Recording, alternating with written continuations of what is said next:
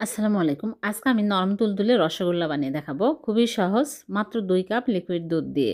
প্রথমে চুলায় প্যান বসিয়ে দিয়ে দিচ্ছি ২ কাপ লিকুইড দুধ। নেড়েচেড়ে বলক উঠে আসলে ২ টেবিল চামচ ভিনেগার, ২ টেবিল চামচ পানি মিক্স করে দিয়ে ছানা কেটে নিলাম। এখন আমি ভালো করে ধুয়ে নিব।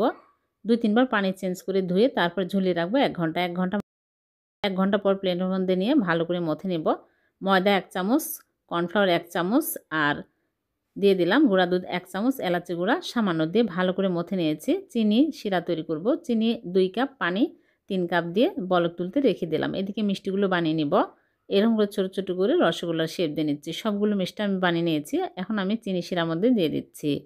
দিয়ে ২৫ মিনিট জাল করে নিব।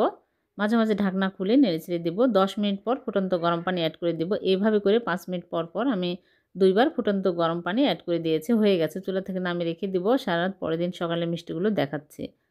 একদম নরম তুলতুলে হয়েছে। সার্ভ করে নিলাম। ভালো লাগলে লাইক, কমেন্ট, শেয়ার করে দেবেন। আবার দেখা হবে। আল্লাহ হাফেজ।